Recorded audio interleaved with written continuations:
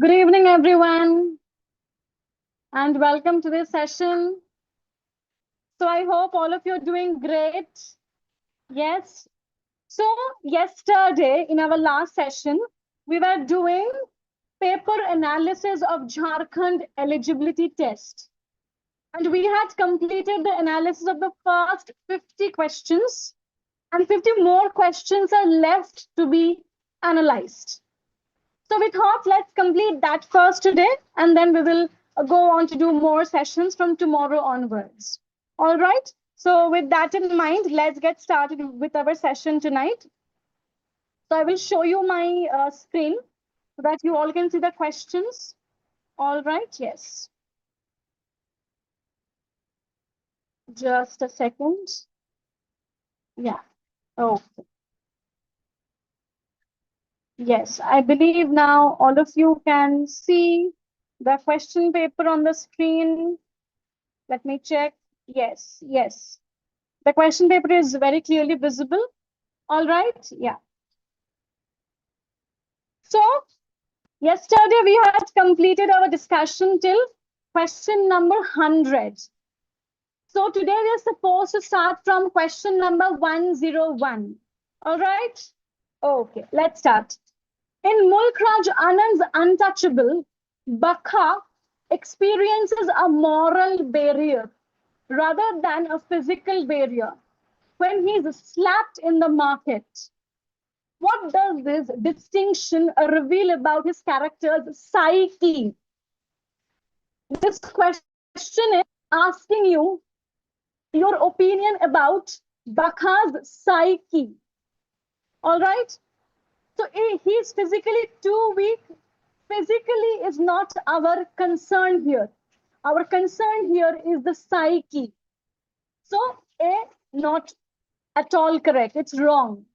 B, he has internalized the inherited notions of servility and the stigma of pollution imposed by a religious orthodoxy. This sounds correct. Why? Because we know that here Bakha is an untouchable boy. He belongs to the Dalit community, right? And this novel shows a singular day in the life of Bakha. And this novel actually critiques and exposes the harsh realities of Dalits living in contemporary India. Right? So here option B is correct. That what is the moral barrier that Bakha was experiencing here when he was slapped in the market? Why he could not retaliate against it? Because this stigma of being inferior was internalized by Bakha, by the upper caste people. He was always made to think that you are inferior to us. You are not our equal. You cannot be our equal. And this is the reason why he could not react against it when he was slapped in the market. Okay, so here option B would be the correct answer. Okay, next. Question 102. Which of the following identifies the correct ascending sequence of R.K. Narayan's short story collections? So a question from chronology. All right, so it is question number 102. So here first would come Dodu. Dodu and other stories published in 1943. Then Malgudi Days published in 1944.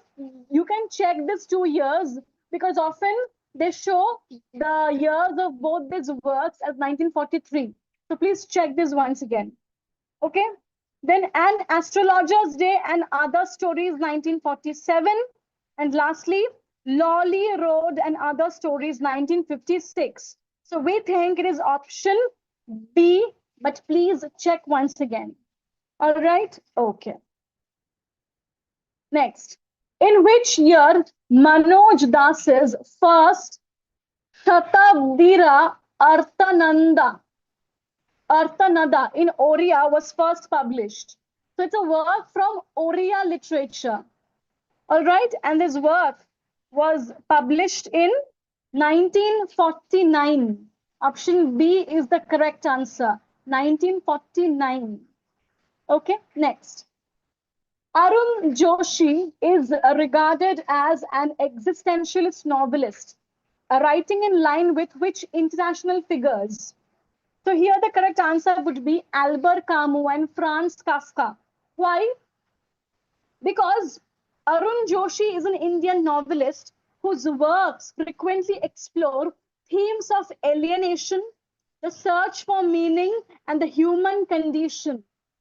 His writing style and philosophical focus align very closely with the existentialist traditions established by European authors like Albert Camus and Franz Kafka. So option C would be correct. Okay, next. Yeah. The Terror School of Novelists, led by Horace Walpole, was a return to what? It was a return to, tell me, it was a return to the romantic elements of mystery, fear, and the supernatural. The romantic elements of mystery, fear, and the supernatural. Because this terror school, it refers to the early Gothic novelists of the 18th century, led by Walpole, who wrote The Castle of Otranto. This movement was a reaction against the logic and realism of the Enlightenment. Okay, so here option B would be the correct answer. All right, yes. Just give me a second. I will just open this question paper here also. Okay. Yeah. 106, question number 106.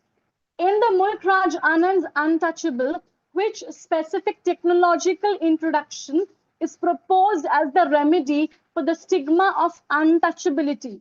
It will be the flush system. The flush system. Option D. Next. Which three figures significantly influenced Indian authors in the early 20th century, despite none being men of letters proper? So we think it can be Gandhi, Marx, and Freud. Option A. Gandhi, Marx, and Freud. Please let us know in the comment section if you all agree with these answers, because we do not know it all. We have just tried to solve these questions. Okay, so we think it will be option A, Gandhi, Marx, and Freud. Okay, all right, yeah. Okay. Next, which work by Geetha Hariharan won the prestigious Commonwealth Writers Award in 1993? It is option B, The Thousand Faces of Night. The Thousand Faces of Night, option B.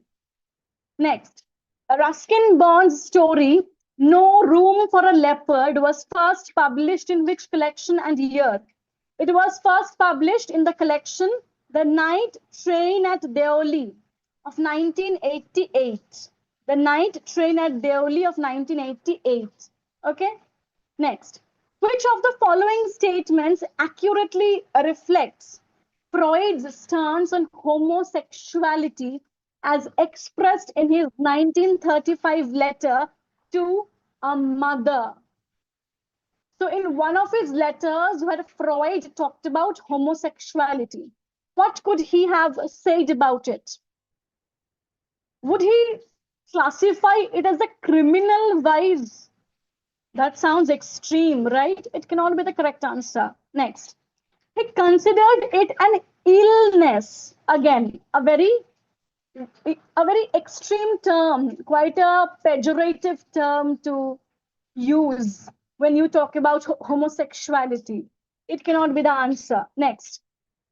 He viewed homosexuality as a variation of sexual function produced by an arrest of sexual development not a crime or sickness. This sounds correct.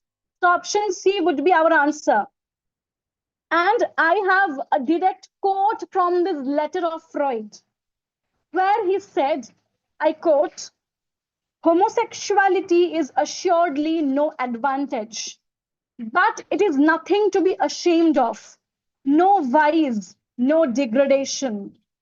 And he said, it cannot be classified as an illness. We consider it to be a variation of the sexual function produced by a certain arrest of sexual development. This is what Freud had exactly said in his letter. So we would go with the answer option C. This was Freud's view on homosexuality. Okay, next. In Between Men, Eve Kosofsky-Sedgwick utilizes a triangular erotic relationship model to argue what? That women are the primary power holders in 19th century English fiction? No. This work is about between men. It's talking about homosociality, right? Is it talking about that male homosocial bonds are maintained through the exchange and isolation of women? That sounds correct, right? I will tell you how. So, in her seminal work, Between Men, English Literature and Male Homosocial Desire, Eve Kosofsky-Sedgwick adapts René Girard's theory of triangular desire. And she argues that in patriarchal societies, the, the relationship of greatest importance is the bond between two men. And she also goes on to argue that women, in this context, women serve as conduits or tokens of exchange through which these men negotiate their relationships with one another. Women act as a medium, as mediators who facilitate in the development of such relations in an essentially patriarchal society where gay desire or any same-sex bond is always seen as quite suspicious. So we will go with option B. All right, next. Question 112. Karl Marx's thesis on Feuerbach identifies the point of philosophy not merely to interpret the world, but to dash. It will be to change it through collective social action. I will quote a direct line from this text which will convince you. In this work, Thesis on Feuerbach, Karl Marx said, I quote, philosophers have hitherto only interpreted the world in various ways. The point is to change it. So here, the correct answer will be the point here. The focus here is to change the world through collective social action. Option B. Next, what is the core tenet of deconstruction that Marxism opposes? It rejects the notion of a center or author in a text, targeting the revolutionary role of literature. We think this will be the answer, option A. This is the core tenet of deconstruction that Marxism opposes. Okay, right. Edward Said defines Orientalism as what? What is Said's view of Orientalism? Does he see it as a passive reflection? No. Wrong term. It cannot be passive. Is it a corporate institution for dominating, restructuring, and having authority over the Orient? Yes. So here option B would be the correct answer. I hope all of you are following option B.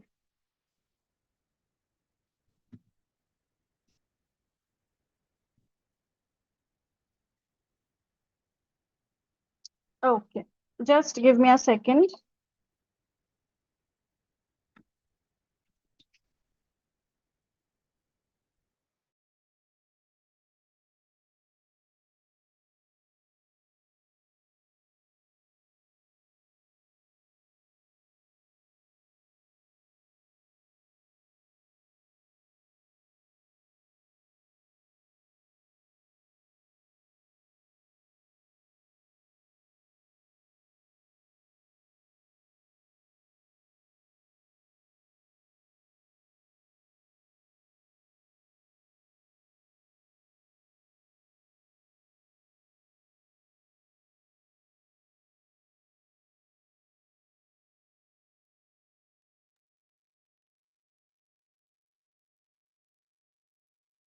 Hi, ma'am. We are live. Hello. Hi. We are live. Okay. So Yes. let's continue sharing, and I will also Yes. explain. Yes. Okay. I'm sharing the screen. Yes. Now we are doing question 115. All right. Huh. The concept developed to describe the simultaneously expanding and shrinking nature of the world, where the global is tailored to the local. In the question only, you have the answer. Where the global is tailored to the local. What would you call it? Will it be cultural imperialism? No, that's a different thing altogether, right? Is it creolization? No. See, globalization, the combination of two terms, global and local, but the global is tailored to the local. It is globalization. Option C would be the correct answer. Yes. Yeah. Ma'am, would you? Roland Robertson talked about Yes. it for the first time. Roland Robertson talked about globalization for the first time. It was in the context of Japan that the concept was developed. Yes. Okay. When McDonald's advertises, it will take into consideration not only the global market but also the local culture. Yeah, Yes. Okay. yeah. Huh. Which concept? Hmm. Okay. Yes. Which concept suggests acting as if identities were stable identities for specific political and practical purposes? For example, you are a Dalit or you're a lesbian woman. So you are acting as if you have a community, that it is stable for specific political and practical purposes. In order to achieve your ends, you're acting as if it is stable, despite knowing that they are actually discursive constructs. This is a concept which Gayatri Spivak talked about, I think, that is strategic essentialism. I don't think there is anything called biological essentialism. Yes. Yeah, this is Gayatri Spivak's idea. Hmm. Next question 117. The golden age of the English pulpit. It refers to a period where the sermon dash. It abandoned all rhetorical figures. Again, an extreme statement. It cannot be an abandonment of all figures. It was restricted to the plain style of Isaac Walton. Again, sounds a bit weird. A restriction, confinement. See, it rejected theological themes for political pamphlets. Again, it won't be then hailed as golden. D. It attained a level of literary importance marked by eloquence, learning, and strong argument. This sentence actually explains why it can be called as the golden age of the English pulpit. So we can go with option D, Yeah. because the golden age of the English pulpit. Okay, yes. Yeah, pulpit means the place where the clergyman stands and gives the sermon. The golden age of the church, the golden age of sermon, the golden age of religious teaching. That is the meaning. So it is a very easy option, to find out that D is the correct answer. Hmm. It is just an English language question. Yeah. Yes. Henry Jenkins wrote about convergence culture, many media converging as the flow of content across multiple media platforms. We discussed this in our culture studies class. Henry Jenkins defines convergence culture as the flow of content across multiple media platforms, and is it the absolute death of television? Again, extreme. The migratory behavior of media audiences. Media audience from one media will watch the other media, same media everywhere. That could be the answer. The total domination of news, again, extreme. The exclusion of user-generated content. No, that is always there in convergence culture. Mm. So it has to be B. Yeah. Okay. Now we have a very cute question. Ethan Zuckerman's cute cat theory of digital activism. It suggests what? That the internet was primarily made for sharing cat memes. I mean, it sounds very extreme. Cats are the most politically influential animals on social media. Again, very funny. Cyber activism is useless. Again, very, very funny statement. Last option, activists can hide political messages behind banal entertainment content, making it harder for states to censor. Option D would be the correct answer here. Because through this theory, he posits that while most people use the internet for mundane activities like sharing cute cat photos, the platforms built for this banal content are incredibly useful for activists. Platforms like Facebook, YouTube, X handle, they can change people's opinions. They can mobilize people's thoughts regarding politics, economy, everything. So option D would be the correct answer. Yeah. Why are they asking such silly options? Yeah. God, it's a joke. Okay, next. Huh. Which characteristic of Old English poetry manuscripts complicates the dating of the original compositions?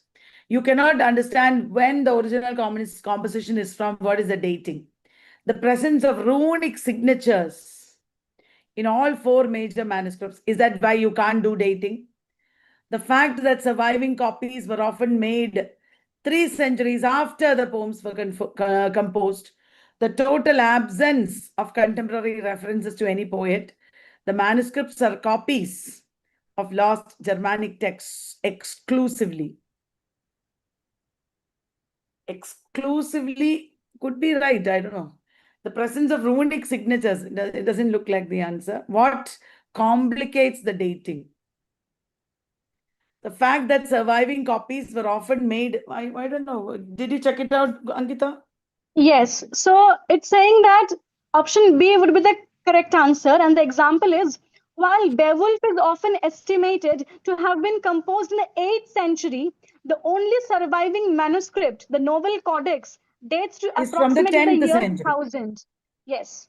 This gap of the time, that's the reason why it complicates Correct, the. correct. I have thought this also, and then also I couldn't Mm. remember. There is there in our encyclopedia. This Uh, 3 centuries is there in our encyclopedia. mm. Yeah, correct. Next. Yes. The Yes. continuity of English prose. Why is the significant concept? Why is this a significant concept when discussing Old English writers like Wulfstan? It proves that the conquest did not affect the inflectional system. That is not true. It identifies the true line of development from Old English homilies to the authorized version. That must be the answer because of continuity. Yes. Development from Old English to authorized version. It suggests that prose appeared simultaneously with poetry. It indicates that Wulfstan's style was untouched by rhetorical figures. Maybe B. Mm. Yeah. And this concept of the continuity of English prose was famously championed by the scholar R.W. Chambers. He talked Oh. about this concept. Yes. Okay. So here we have the next question. What is the interpretation of Orm's unique spelling system in the ormulum. I had a confusion regarding this question because it felt like option C can be the answer, but it was coming very vague. This question 122. I know Orm had a very systematic spelling system. And it was for the first time that spelling reflected pronunciation, I think. It was the rhythmic device to ensure alliteration. It was a means of distinguishing his work from French translations. It remains a subject of scholarly debate regarding its interpreted interpretation. It was a merciless attempt to align English with Latin grammar.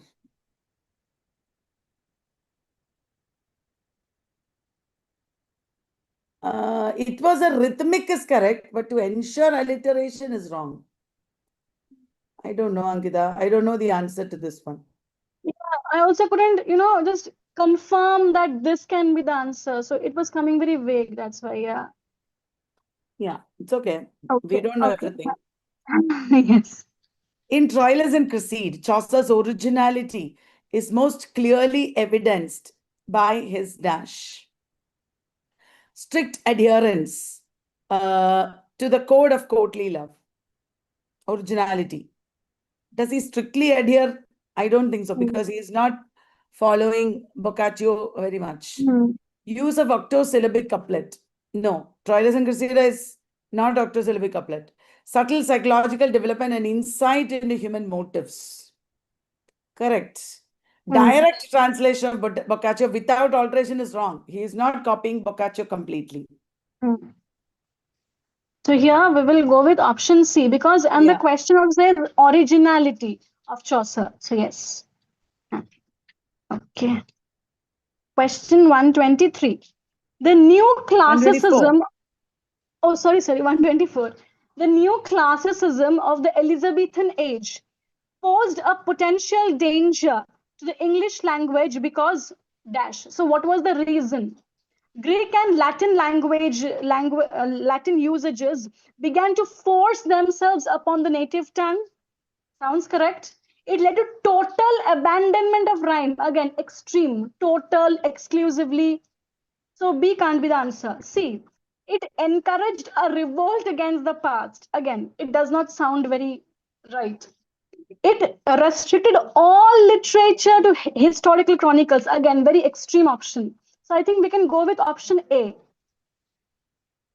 New classicism of the Elizabethan age posed a danger to the English language because Greek and Latin usages began to force themselves.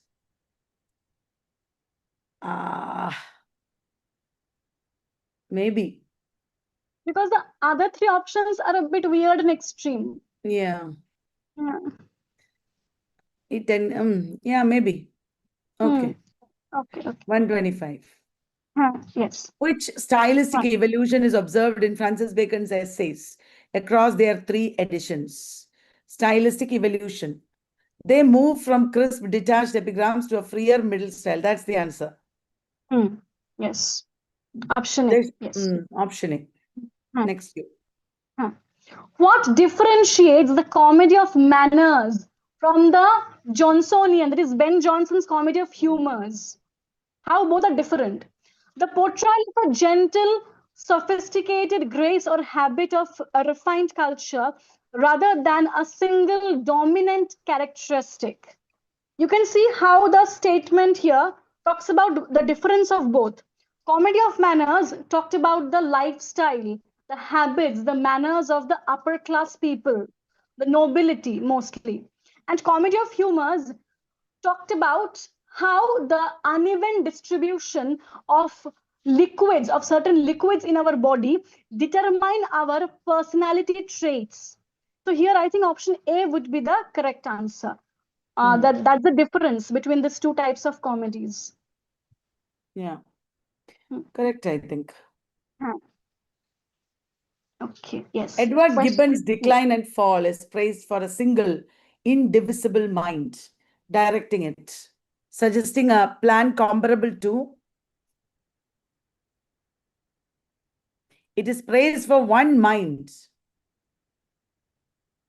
suggesting a plan comparable to what? A There may be single a vast indivisible cathedral. mind. Anyway, let us eliminate a simple picaresque journey. If he has a single indivisible mind, that doesn't mean picaresque, wrong. A series of disconnected essays. Many students will go for this, but that doesn't show single indivisible mind.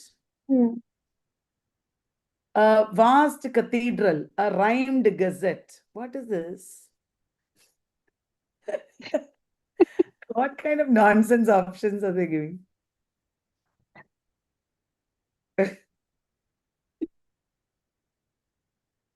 Single indivisible mind. Is it C or D? I felt like it can be C. Though I couldn't find any proof like that from any text, but I think it can be C. Okay, decline and fall. It's like a vast cathedral. I don't know. I think it's a nonsense question. 128. Okay, yeah.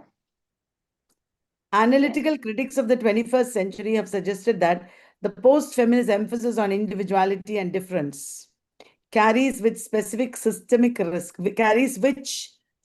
risk. So post-feminists emphasize individuality and difference. Yeah. This has a systemic risk.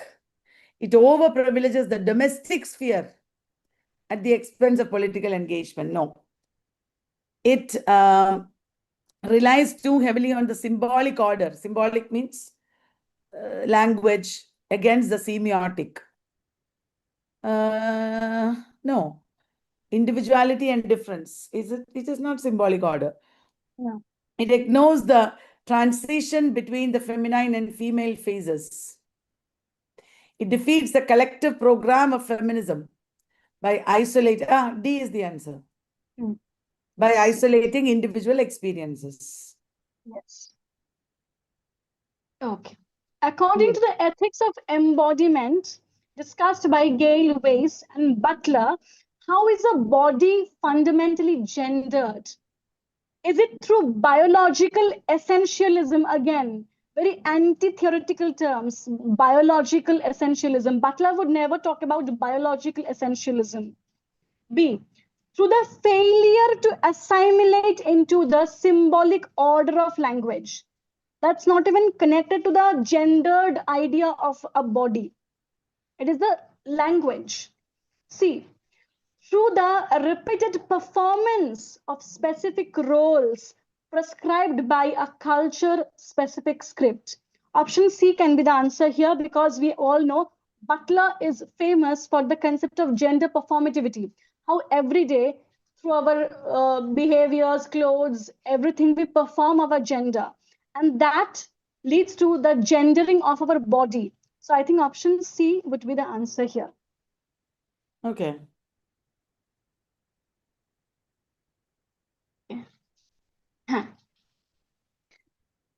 How does the Sitayana structure of the Chandrapati Ramayana subvert the traditional heroic code found in Valmiki's epic?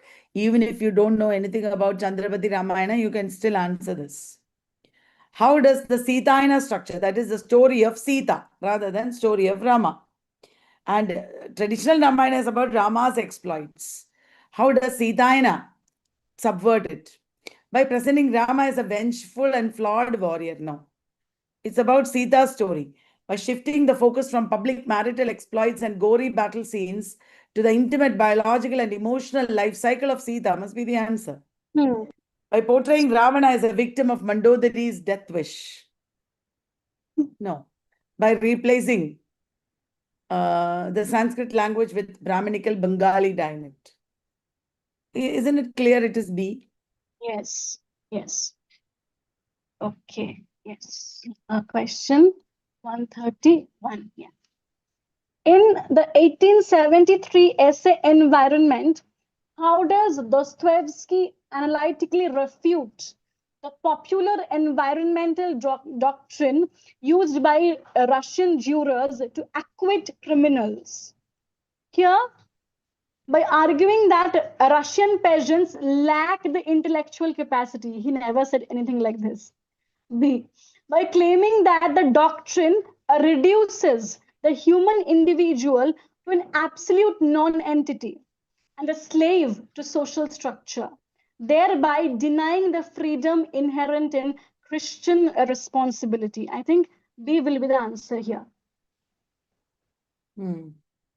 If you read, I think it is obvious because some are just nonsense. Yes.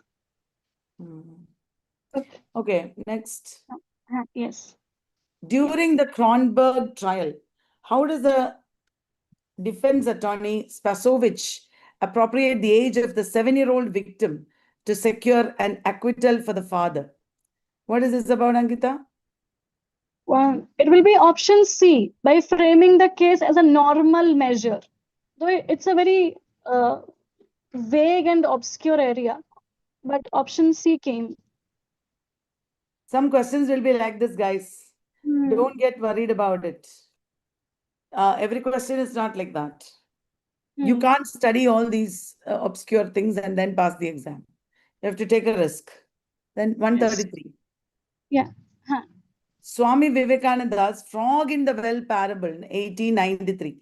Swami Vivekananda is prescribed in universities. Serves primarily as a critique of which religious phenomenon? Frog in the well means Kupa Mandugam. The lack of sign, Kupa Mandugam means you don't know what is outside. You are obsessed by what is inside. The lack of scientific rigor in Vedic rituals. No. The exclusive and absolute claim to truth and salvation. I think that could be the answer. Yes. Because they are not accepting what is outside them. They think only this religion is correct. Yeah. What is C and D? Okay. Yeah. Yes. The failure of Christian missionaries to perform. If you know what is frog in the well, this is easy to answer. Yeah. Yes. Okay. Yeah. Is India civilized? That is by Sri Aurobindo. He defines the natural harmony essential for true happiness as a balance between which 3 levels of being? Natural harmony, true happiness. If you know, Aurobindo never talked about Atman, Karma, Dharma. That is not the way he spoke about.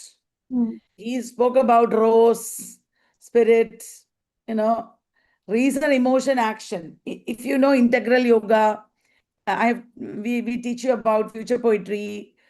We know that his language, his terms are spirit, mind, body. So that must be the answer. He never spoke about all these things. In our encyclopedia, if you look at it, you will see only these kind of terms are there. Okay. Again, Aurobindo. According to him. You read. According to Sri Aurobindo, why must Indian spirituality be aggressive rather than merely be defensive? Is it to physically reclaim territories lost to the British Empire? No. Aurobindo would never talk about physically reclaiming something. B. Because a defensive strategy alone inevitably ends in defeat in the modern struggle. I think option B would be the answer here, as per Aurobindo's philosophy.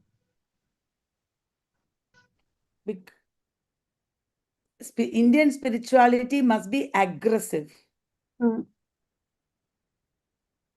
Because a defensive strategy alone inevitably ends in defeat. To force the West to adopt Varnashrama, wrong.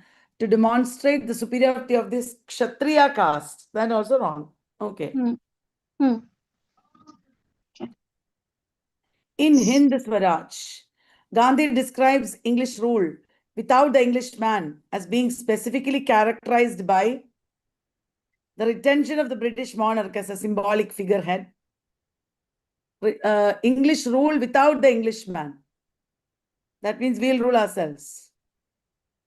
The bureaucratic and military machinery of the modern nation state run by the native bourgeoisie. Yeah. That must be the answer because the English people are ruling through the bourgeois. Yes. Through the bureaucracy. Yeah. Okay. Yes. In his autobiography, Nehru describes his own cultural identity as a queer mixture to explain what? His total rejection of Indian traditions in favor of British aesthetics. Again, extreme statement. Total rejection exclusively and all. B. His strategic use of the Indian civil service to achieve Swaraj. He never talked about this. C. His feeling of being a stranger and alien in both the West and his own country. His feeling of being a stranger, this feeling of alienation. So option C would be the correct answer here. Option C. All Okay. right. From Heaven Lake, that is Vikram Seth's work, he uses a simple realistic mode of travel writing. Okay, this is a travel book by Vikram Seth. Okay, what is it characterized by? Is it heavy philosophical ruminations on the nature of the soul? No. Is it frequent use of Latinate phrases and adjectives? No. A critique of the predatory materialism of modern China, or a chronological narrative focused on vivid recreations of places and human interactions? Most probably D. Yeah. And actually, this phrase, simple, realistic mode, it gives away the answer actually. This phrase. Yeah. Okay. What is the central conclusion of Amitav Ghosh's essay? It's an essay. Stories in Stone regarding the role of storytelling. It's an essay by Amitav Ghosh where he talks about the politics of storytelling. What does storytelling do within a social structure? What does it do to people? And according to him, storytelling is a strategy for survival that restores a sense of normal human life. Here it's a very easy question. Option A would be the answer. Storytelling is a strategy for survival. It is a distraction. No, you can't accept that. It's a tool for the police concept of government. No. It's an unhealthy obsession of two Chowdhuris. What? Okay, 140. Yes.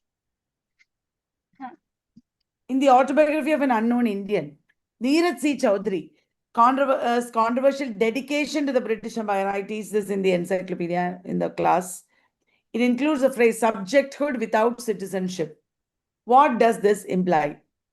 A deep admiration for the equality provided by British law. Is that it? That Britain gave subjecthood to us without citizenship. They made us their subjects, but they did not give us British citizenship. Next. Yes. A veiled critique of the British discrimination that denied Indians equal rights. A demand for the immediate return to the Mughal system. A rejection of the concept of nation. It is B for sure. Yes. Thank you.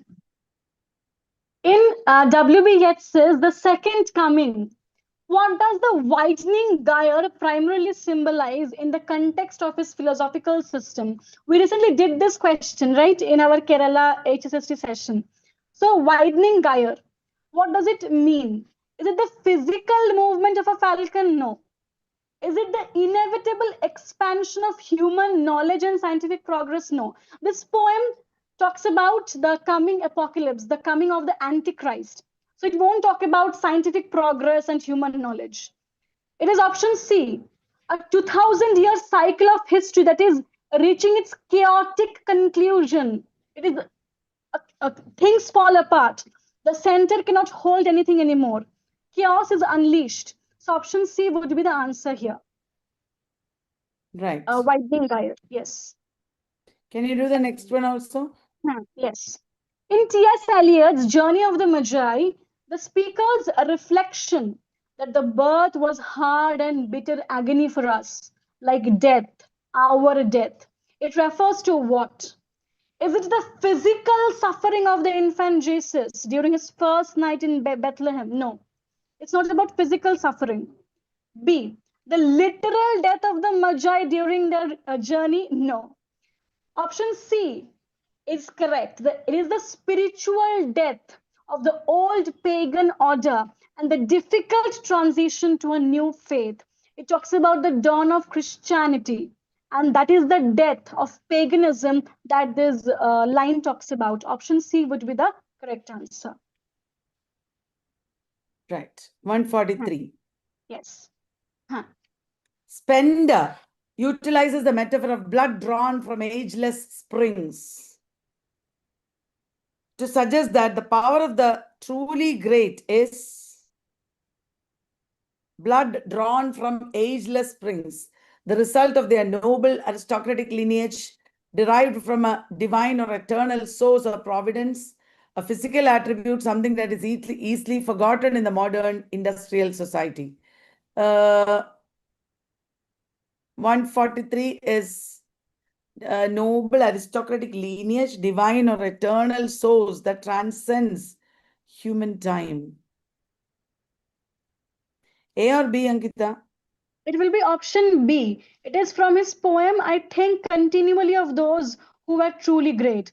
There he uses the metaphor of blood drawn from ageless springs to suggest that the power of the truly great is derived from a divine or eternal source that transcends human time. Option B. Okay. Okay. Now, let us have 6 more questions are there. In WH audience, the unknown citizen, the use of the identification JS07M378, it serves to dash, provide a realistic historical record of a specific soldier. The state's view of the individual as a mere statistical unit rather than a person, suggest that the citizen held a high-ranking position in the government, not at all, indicate the citizen's pride in his military service. It is B.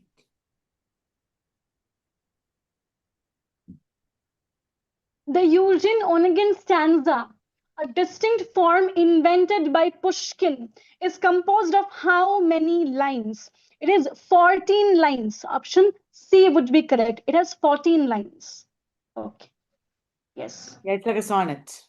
Amitav Ghosh argues that the West reinvented Angkor. Angkor Wat is a place in Indonesia as a mirror for themselves of a lost Buddhist paradise, a queer mixture of Eastern and Western aesthetics, the imperial state in all its power and splendor, the shadow lines that divine reality from imagination. Angkor Wat is a Hindu state, a Hindu place. It's a temple in Indonesia. They reinvented Angkor Wat.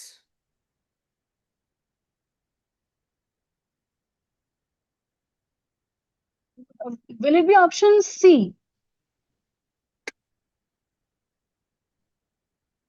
I think B. Okay, okay. I don't know though. 147. This is a repetition of the previous question of post-feminism. Yeah. Yes. Again, Stephen Spencer's truly great. Why? They have given many questions from this poem. What does it mean by the soul's history being remembered from the womb? Oh, this is very tedious. Why are they asking such obscure texts, so many? Truly great. What does it mean by soul's history being remembered from the womb? The belief that certain individuals are born with biological memory, wrong. Luckily, only the questions are challenging. The options are all silly. A literal ability of geniuses to recall their time before birth. Soul's history. History of the human soul. Importance of early childhood education. I think D. Yeah. Yes. Nonsense options. Concept of the collective unconscious of Carl Jung, this concept. Yeah. Okay. Again, we have that same question of Amitav Ghosh's essay that we talked about.